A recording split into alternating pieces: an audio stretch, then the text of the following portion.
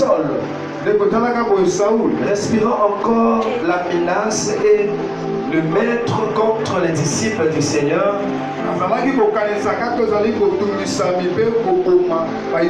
se rendit chez le souverain sacrificateur et lui demanda des lettres pour les synagogues de Damas,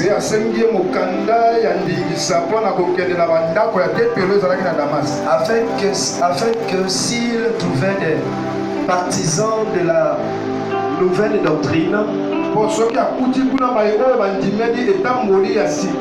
et femmes, il les emmena liés à Jérusalem. Comme il était en chemin et qu'il approchait de Damas, tout à coup une lumière venant du ciel resplendit autour de lui. Il tomba par terre et il entendit une voix qui lui disait: Saul, Saul, pourquoi me persécutes-tu? Il répondit: Qui es-tu, Seigneur? Et le Seigneur dit: Je suis Jésus que tu persécutes. Je suis Jésus que tu persécutes. Il te serait dû de ressembler contre les aiguillons. Je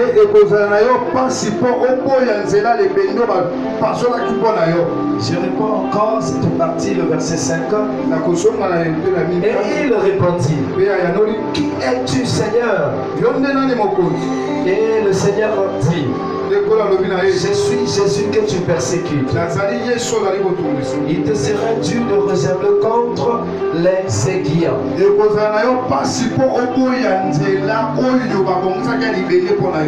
Est-ce qu'on peut acclamer la parole?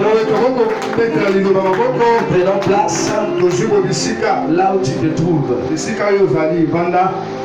Amen. Amen. Alléluia. Amen. Nous avons dit que ça commence du premier verset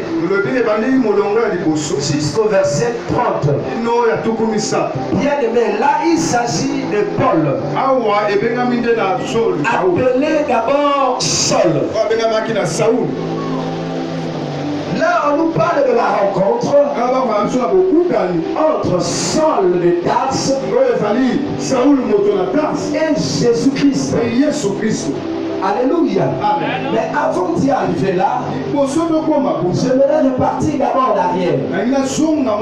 Bien aimé, qu'est-ce qui se passe? Nous allons constater que dans la Bible,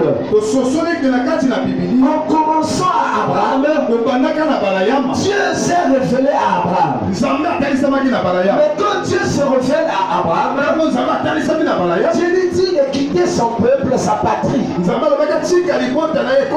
La maison de son père est d'aller là où Dieu lui-même allait montrer. Mais à chaque fois que Dieu parlait à Abraham, Dieu n'a pas donné un nom approprié pour qu'Abraham l'appelle ainsi. Alors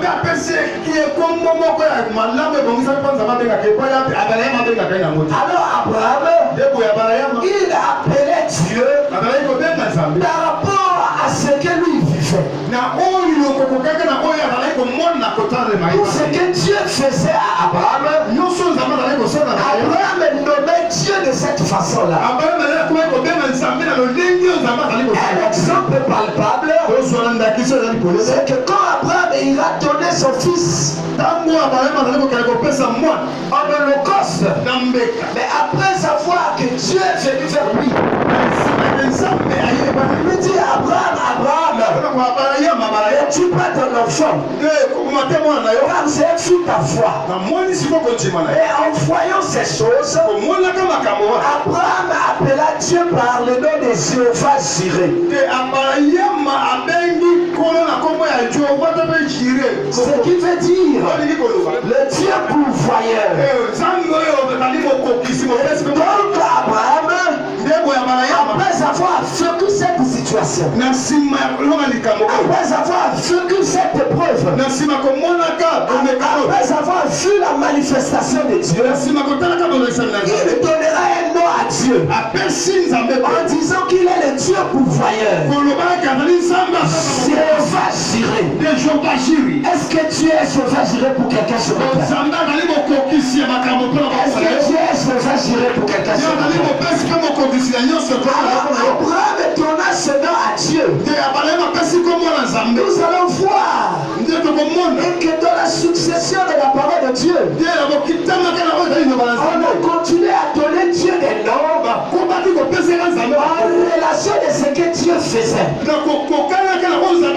On a dit El Shaddai, le Dieu tout puissant, parce qu'on a vécu la puissance de Dieu et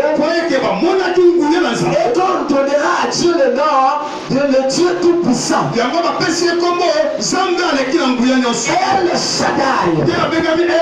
Les enfants d'Israël dans le désert, après avoir qu'ils étaient guéris, ils ont dit qu'ils s'appellent